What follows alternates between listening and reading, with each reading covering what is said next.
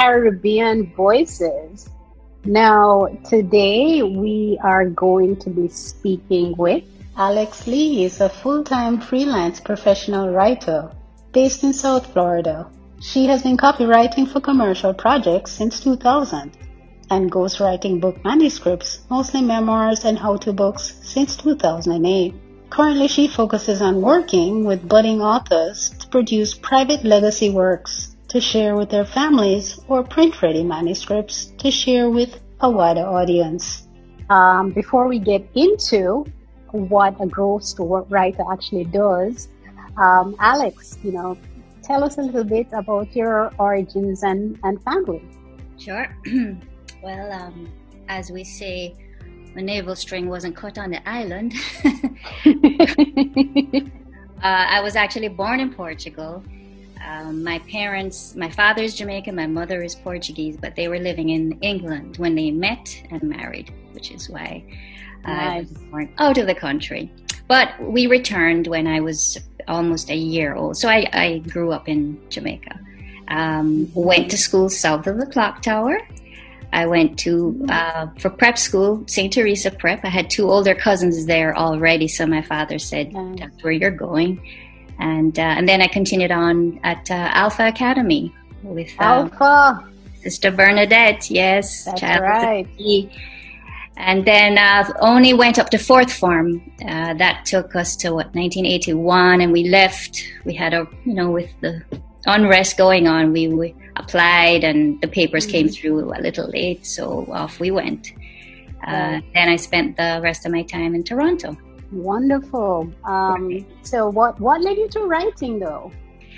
Oh, well, growing up I was a bookworm. I mean, my nose was forever in a book. The worst thing you could do is call me, just as I'm about nearing the end of a chapter or a book or the whole book itself, bad mood instantly. But that was what I loved. I wouldn't even say I wrote very much. I was just always reading. And in fact, my mom, poor thing, she got frustrated because I'd run out of all the children's books. And she said, okay, you're allowed to read from my library with the exception of one book.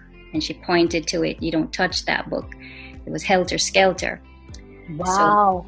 So being the obedient child that I was, I never did touch it. And I never have read it. I really ought to. Wow. So you read a lot as a child. Right. So that's where my 10,000 hours began, I think. Yeah. And as I, continued on in education and so on, and I actually became a translator by profession. A huge component of translators' training, so to speak, is to learn how to write the very documents you are expected to translate. So, for instance, a legal document or a medical document or business, collateral, marketing, and so on. You had to know how to write that in your mother tongue before you could translate it from a second or third language. So I realized month one in translation school that I didn't like translation very much, but I loved the writing of the original documents. And that's when I found out about this world of professional writing and what that meant and the avenues that were available. And so that's how it started. It never occurred to me that you could do anything but except, I thought you had to just teach or become a journalist. I didn't realize there were all these other esoteric avenues that one could take with writing skills. And it suited me because I'm an introvert at heart on scale, but I love working quietly. I don't have a problem with it. And I enjoy it. It's persuasive writing. It's a different kind of writing. It's a skill. So I had a great time busying myself with that initially. And then one day, I was working with an organization, charity work. And the newly elected president, who at the time was just an acquaintance of mine, approached me and asked if I'd be interested in a bigger project. He had been reading the newsletters I had been writing for a while and said he thinks I could handle it, but would I be interested? So I don't think I actually waited for him to explain the project to me before I said yes. Oh, wonderful. How it began. And wow, and then it unfolded from there. That's quite interesting, especially when you're talking about the translation. In your migration to Canada, then you had to learn, second language. Did you already know like Portuguese Oh no, already? it was French. It was French. Well, Canada, remember now, is an officially bilingual country. It has two Right, languages officially. That means that everything that comes out of the government must be in French and English. And a right. lot of other items, generally speaking, for the public appear in two languages. So there's a huge demand for translators. But you have to be certified. You cannot just declare yourself a translator because Right, you know two languages, because you can be bilingual but not biliterate, right? right, So that's why I got into that. right. Well, the reason I brought up Portuguese, since your mom was Oh, Portuguese, I didn't know if you were taught Portuguese as a child as I well. was, as a toddler, I was, Right. until I hit kindergarten. And then, ironically, the teachers complained to my mom that I wasn't picking up English very well. Oh, So, okay. since her own English was marginal, she panicked and completely stopped speaking to me in Portuguese. Oh, okay. So I lost it. But Okay. I also picked up Spanish again in high school, but then more ardently at university. And now Right. that I'm living here in Florida, I hear that every day. So Mm-hmm. my Portuguese actually improved because I can read it now. And Oh, great. Okay. spoken to me slowly, I can understand, but it has to be standard. It has to be slow. How would you, tell us a little bit then more about ghostwriting, because it's in and of itself a concept that I really hadn't thought about, but it makes perfect sense. It offers flexibility, I'm sure. You can work on other things at the same time. If it's just one discrete project, maybe some people have a different career and they also ghostwrite. The negative is immediate. If you're not given credit at all, and Right. we don't do it for the credit, it's hard to generate more business prospects. But so far, I've been so lucky. Each book begets another. So, business by referral is always the best. Happy clients. Yes. And so that's the tough part, how to market yourself when you can't really speak about too many of your past works and so on. Mm-hmm. The best part for me, well, you get to work from home, so the commute is flexibility. Absolutely. I can be up Right. working at 6 a.m, straight back to midnight, however many breaks I like. I can still travel if I want to go back home, see my folks.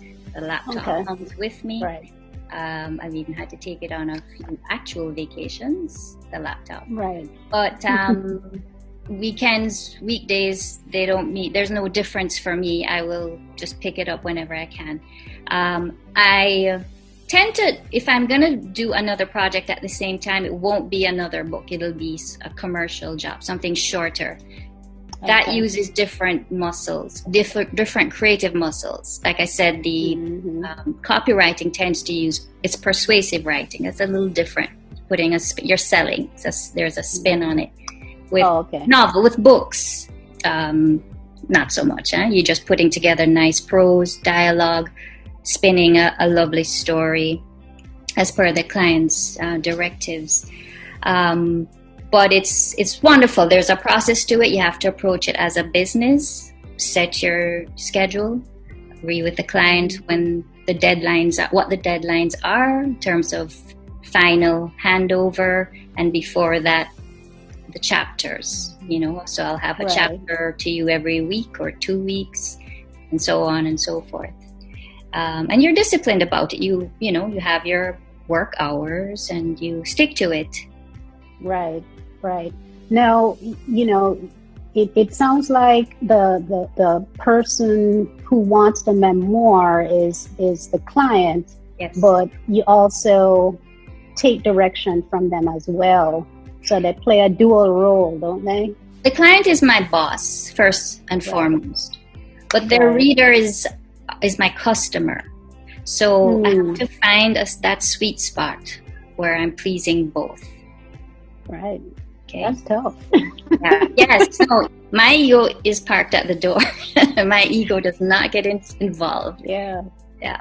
Because I could easily see where someone who has a memoir will have, a significant and substantive story to tell. Yeah. But it also has to be marketable.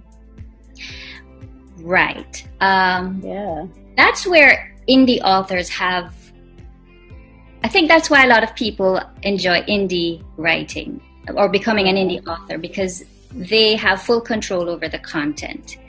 But yes, you're right. It's not everything that happens that actually qualifies to make the book, because you do have to think about, well, making it a nice read, page turner. Yeah. Okay. Yeah. So I've been in a few situations where I've had to say to a client, that story you told me, it is funny, but I think it's only going to be funny to you and your cousin or whoever was right. you at the time. It's not translating off the page. So excellent. Right. That's where I have to come in and say, I don't think the reader's going to get it. Excellent. Excellent. And that brings me to back to the point of limelight or no limelight.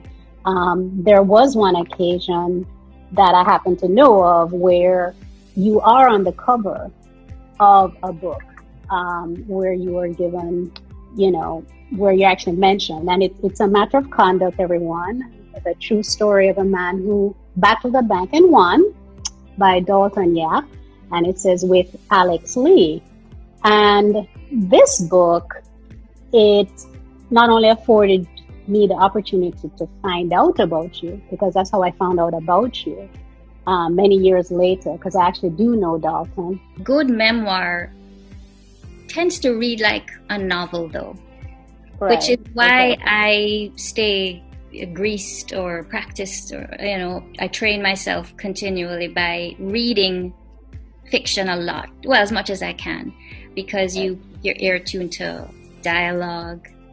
You want your prose to have that pace of a page turner, because that's the death of an author, eh? A boring book, because it's too easy for the reader to go, oh, sorry.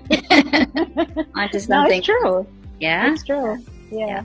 I like page turners, and other people out there might be able to identify this.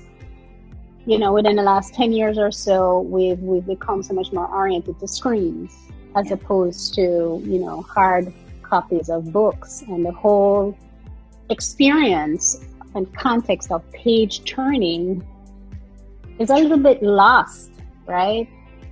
Because when you say something is a page turner, at least I visualize myself with the book, and it's time to eat to dinner, and you're like, no man, let me just keep going, or it's time to go check on something. Like, no man, this too good, and you keep going. But when you're looking at a screen, you slide.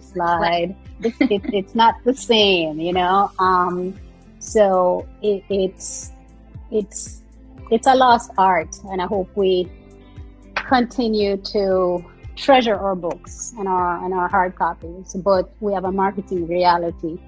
You need to make money as an author, and if your book is on Kindle, it has a greater reach. I mean, it could mean that somebody way, on a Polynesian island with Wi-Fi don't have to wait for shipping for a hard copy.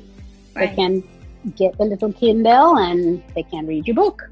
You get a global reach. That's definitely more advantageous, especially self-publishing too, which is why I'm so intrigued by these Caribbean writers who I'm learning about every day. Someone new is out. I'm still trying to catch up on the works of prior writers from way back, the Kabul Brathwaite's, the Derek Walcott's, so many others, but it's a new world we're in, and I'm glad that you're a part of it. So very busy reading books all the time, affiliated with your work. If and when you do have the time, is there any other type of genre you read for fun? Oh, I will read other memoirs too. Right. Just to stay in touch and see how someone else has done it, or how they've approached a situation. But I don't really stick to any one author in particular. I sort of read across band. Yeah, so I just generally reading, and on occasion I'll pop into a writers' conference just to see what else is going on. Right. And so on. Right. But that what really changes there is the technology. You know, what's new in technology and marketing of books, and it's a huge world. It's just like a huge new universe out there. Bit overwhelming, but yeah. Right. So. Well, I didn't want to interrupt you when you said it earlier on, but as soon as you said the phrase, I thought of the author from whom I first learned about the phrase. You said your 10,000 hours. And the first time I learned about that was reading Malcolm Gladwell's books. Our rule is, after you put in 10,000 hours in a particular niche or specialty, is you've reached a point where you can be considered a master, right? At least that was my interpretation. At least 10,000 hours to really, say a particular niche, subcategory, topic, or to be a master, whether it's martial arts or whatever it is. But I like Malcolm Gladwell's style of writing because it's very straightforward, and you probably do too. Oh yeah, actually he is one of my favorites. I think I have all of his books. But what I really like about his style is no matter how complex the subject is, he always uses